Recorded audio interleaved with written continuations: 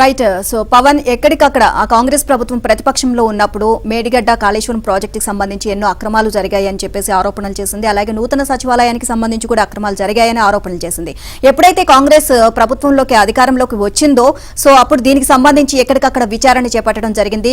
ఒకవైపు కాళేశ్వరం మేడిగడ్డ ప్రాజెక్టుకి సంబంధించి అక్రమాలను బయటకు తీయడం జరిగింది. ఇప్పుడు నూతన సచివాలయానికి సంబంధించి కూడా ఎన్నో అక్రమాలు జరిగాయని దానికి సంబంధించి బయటకు తీస్తుంది. మరీ ముఖ్యంగా ఐటీకి సంబంధించిన పరికరాలకు కొనుగోలు విషయంలో ఎంతో గోల్మాల్ జరిగింది అని కూడా ఆరోపణలు చేస్తుంది కాంగ్రెస్ ప్రభుత్వం. చూస్తే నూతన సచివాలయ భవనం నిర్మాణంలో అక్రమాలు చోటు చేసుకున్నాయన్న ఆరోపణలు మళ్లీ తెరపైకొచ్చాయి. ఈ అంశంపై కాంగ్రెస్ పార్టీ ప్రతిపక్షంలో ఉన్నప్పుడు విమర్శలు చేయగా సచివాలయంలోని విభాగంలో ఏర్పాటు చేసిన ఐటీ పరికరాల కొనుగోళ్లలోనూ అవినీతి జరిగిందన్న ఆరోపణలు వెల్లువెత్తుతున్నాయి. ఇక ఐటీకి సంబంధించి మొత్తం పనులకు 180 కోట్ల రూపాయలు ఖర్చవుతుందని ప్రారంభంలో అధికారులు అంచనా వేయగా 6 నెలల్లోనే దీనిని 361 కోట్ల రూపాయలకు పెంచేశారు. ఎలాంటి నిబంధనలు పాటించకుండా ఇష్టారాజ్యంగా చెల్లింపులు కూడా చేసేశారు. దీంతో ప్రభుత్వం ఈ అంశంపై విజిలెన్స్ విచారణకు ఆదేశించినట్లు తెలిసింది.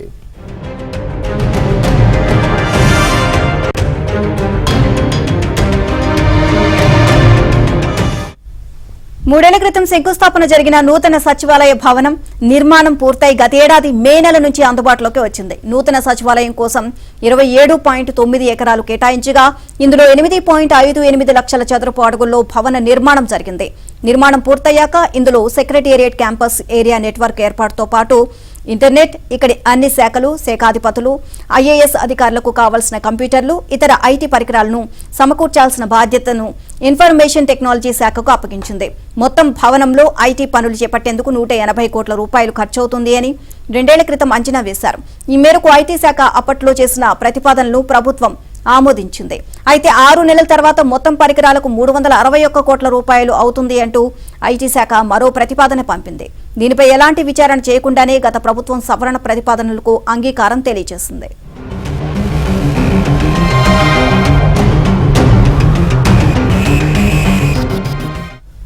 ప్రభుత్వ నిబంధనల ప్రకారం భారీ పనులకు గ్లోబల్ టెండర్ల ద్వారా మాత్రమే అనుమతించాల్సి ఉంటుంది. గతంలో ఐటీ శాఖలోని ఎలక్ట్రానిక్ సర్వీస్ డెలివరీ శాఖ సర్వీస్ ప్రొవైడర్ల కోసం గ్లోబల్ టెండర్లను ఆహ్వానించారు. ఆ ప్రాజెక్టు విలువ 22 కోట్ల రూపాయలు మాత్రమే.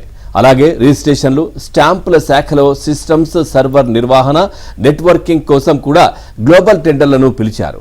ఐటీ శాఖ ఆధీనంలోని ఈ ప్రాజెక్టు విలువ 70 కోట్ల రూపాయలు. కానీ 180 కోట్ల రూపాయలకు సంబంధించిన పనులకు మాత్రం గ్లోబల్ టెండర్లు పిలవకుండా అధికారులు ఇష్టారీతిన వ్యవహరించారు.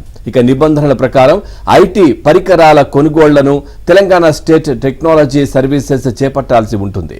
దీంతో తమకు కావాల్సిన పరికరాలను డిఎస్టీఎస్ ద్వారా కొనుగోలు చేయాలని ఐటీ శాఖ ఉన్నతాధికారులు భావించారు.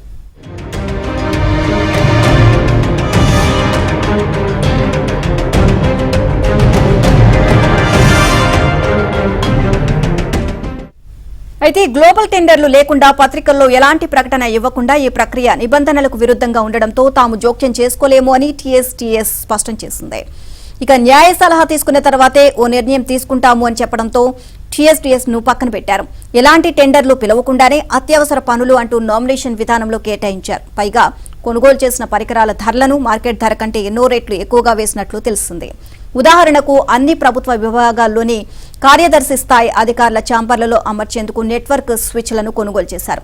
అయితే ఒక్క స్విచ్ ధర గరిష్టంగా 1.10 లక్షలు ఉండగా 3.5 లక్షల రూపాయలుగా పేర్కొన్నట్లు తెలిసింది. ఇలా ప్రతి కొనుగోలులోనూ అధిక ధరలు చూపి భారీ కుంభకోణానికి పాల్పడ్డారు అని సమాచారం. ఇక గత ప్రభుత్వం పేర్కొన్నట్లు సచివాలయ భవనం మొత్తం నిర్మాణం ఖర్చు 612 కోట్లయితే ఐటీ పరికరాల కొనుగోళ్లకు 180 కోట్లు ఖర్చు చేయడంపై అప్పట్లో నిపుణులు ఆశ్చర్యం కూడా వ్యక్తం చేశారు. పూర్తిగా ఈ అంశాలకు సంబంధించి మరింత సమాచారాన్ని మా కరెస్పాండెంట్ రాజేష్ అందిస్తారు. రాజేష్, పూర్తి సమాచారం ఏంటి? అంటే గత ప్రతిపక్షంలో ఉన్నప్పుడు కాంగ్రెస్ పార్టీ ఆరోపించినవన్నీ కూడా ఇప్పుడు వాస్తవాలని తేలుతున్న పరిస్థితి. బీఆర్ఎస్ పార్టీలో పూర్తిగా అవకతవకలు జరిగాయనే ఆరోపణలు ఇప్పుడు అన్ని కళ్ళ ముందు కనిపిస్తున్న పరిస్థితులు. అప్డేట్స్ ఏంటి? మొత్తానికి ఈ 10 ఏళ్ల పాటు బీఆర్ఎస్ ప్రభుత్వము అత్యంత అద్భుతంగా దేశం అబ్బురపడే స్థాయిలో తెలంగాణను అభివృద్ధి చేశాము, తెలంగాణ కోసం అనేక రకాల త్యాగాలు చేశామని చెప్పినటువంటి బీఆర్ఎస్ పార్టీ ప్రతి అంశంలోనూ అవినీతి అక్రమాలే జరిగినట్టు అదేవిధంగా తెరలేపినట్లు కూడా కాంగ్రెస్ ప్రభుత్వం చాలా స్పష్టంగా ఆరోపించింది.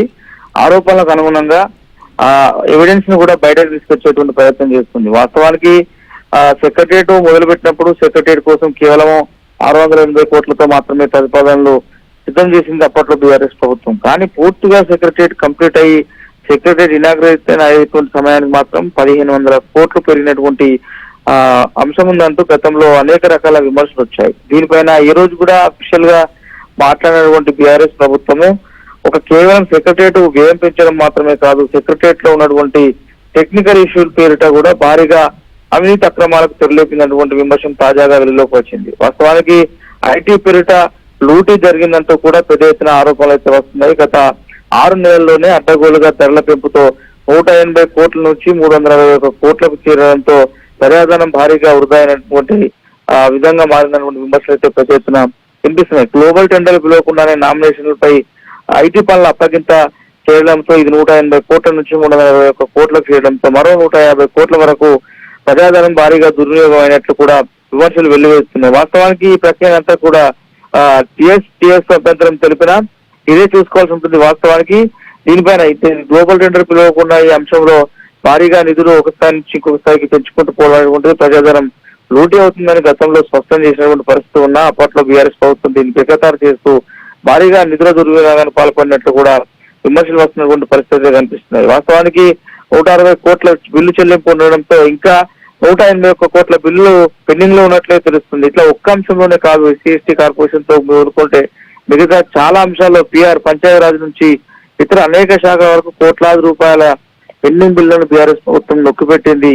బిల్లులకు సమయానికి బిల్లులు ఇవ్వకపోవడంతో పాటు లబ్ధిదారులకు ఇవ్వాల్సినటువంటి ఎస్సీ కార్పొరేషన్ బిల్లులను సైతం ఇతర అంశాలకు డైవర్ట్ చేయడము, ఇలా ఒక్క అంశంలో మాత్రమే కాదు చాలా అంశాల్లో బీఆర్ఎస్ ప్రభుత్వం వ్యవహరించినటువంటి తీరుపైన సర్వత్రా విమర్శలు అయితే వెల్లువెత్తున్నాయి. ఇటువంటి అంశాలను దృష్టిలో ఉంచుకుని భవన నిర్మాణ అంచనా వ్యయంపై ఆరోపణలు వస్తున్నటువంటి నేపథ్యంలో విజిలెన్స్ విచారణ కూడా రాష్ట్ర ప్రభుత్వం ఆదేశించింది. గతంలో కూడా సీఎం రిలీఫ్ ఫండ్ అంశంలో కూడా 150 కోట్ల మేరకు డైవర్ట్ అయినట్టు కూడా రాష్ట్ర ప్రభుత్వం భావించింది. దానిలో కూడా పెద్ద ఎత్తున అవినీతి అక్రమాలు జరిగినట్లు ప్రభుత్వం భావిస్తా ఉంది. కాబట్టి దానిలో కూడా విజిలెన్స్ విచారణకు రాష్ట్ర ప్రభుత్వం ఆదేశించేటువంటి అవకాశం కనిపిస్తుంది. ఇట్లా ఒక్కొక్క శాఖలో భారీ స్థాయిలో అవినీతి అక్రమాలు జరిపినటువంటి బీఆర్ఎస్ ప్రభుత్వం పైన ప్రభుత్వ తీరు పైన తాజాగా అధికారులకు వచ్చినటువంటి కాంగ్రెస్ ప్రభుత్వం చాలా సీరియస్ గా ఉంది.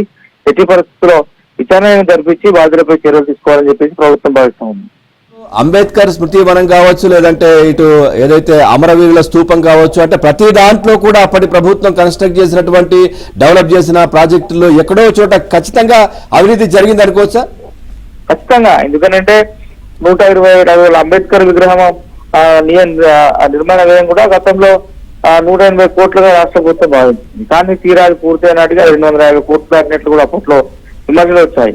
అదేవిధంగా అమరవీరుల స్మృతి చిహ్నం ఎవరైతే మనకు లుంబిని పార్క్ అనుకుని అమరవీరుల స్మృతి చిహ్నం ఏర్పాటు చేస్తుందో అక్కడ దాని వ్యయం కూడా మొదట్లో 150 కోట్లు అనుకున్నారు, ఆ తర్వాత 300 కోట్లకు వెళ్ళింది. ఈ 2 టెండర్లను కూడా పర్టికులర్ గా అమరవీరుల స్మృతి చిహ్నం సంబంధించి దాన్ని కన్స్ట్రక్షన్ చేసినటువంటి కంపెనీ ఏదైతే ఉంటుందో అది పూర్తిగా తిరుపతి కంపెనీ. ఆ తిరుపతిలో ఉన్నటువంటి కొంతమంది వ్యాపారవేత్తలకు కేటీఆర్ సన్నిహితంగా ఉన్నటువంటి వ్యక్తుల ద్వారా వాళ్ళ కాంట్రాక్ట్ ఇచ్చారు. తద్వారా భారీగా 100 కోట్లు ఉండాల్సినటువంటి వ్యయాన్ని 200 కోట్లకు పెంచి కమిషన్ తీసుకున్నట్లు గతంలో ప్రస్తుతం ఉన్నటువంటి ముఖ్యమంత్రి రేవంత్ రెడ్డి అప్పట్లో పిసిసి చీఫ్ గా బాధ్యతలు వస్తున్నారు.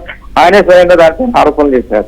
సో ఇట్లా ఒక్కదానిపైన కాదు, కొత్త సెక్రటరియట్, సచివాలయము, అదేవిధంగా అమరవీరులకు సూచించిన ఇలా రాష్ట్ర ప్రభుత్వము బీఆర్ఎస్ ప్రభుత్వంగా చెప్పుకున్నటువంటి సమయంలో ఏ చిన్న కార్యక్రమం మొదలుపెట్టినా ఖచ్చితంగా అందులో అవినీతి అక్రమాలటువంటి విమర్శ అయితే కూడా. Right, thank you Rajesh, thanks for the updates.